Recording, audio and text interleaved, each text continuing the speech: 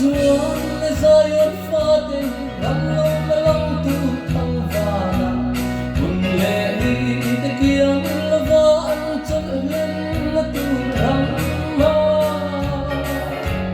chuta chol du te ta na mun la kong thu kan kwa le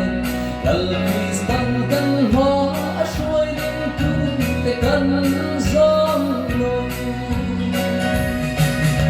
Because zelam no zai on fate ram thale zwal cha kan zum te kan zalim no lo om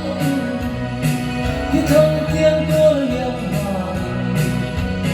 hallelujah lam ka ta ni thong zelam lal Krista tu không fate asi pai koi sente kolo na suan te avana ngai chun ruai alen te ron sen khom thoi ruati khovel ni te tim me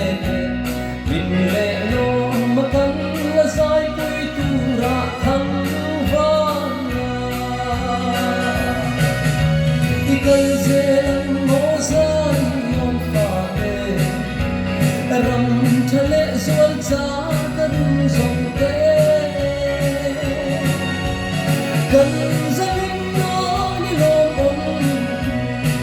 ki thong tiang kol yam ma hallelujah lam pa ta ni thong zelam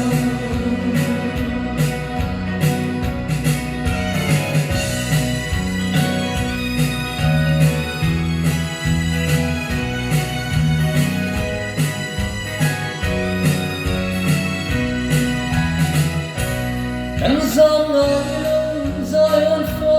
karau thiam min chang tu te se tan suan khai dia ti chat ta ane thei lo kan ni a chang chin tha kan shia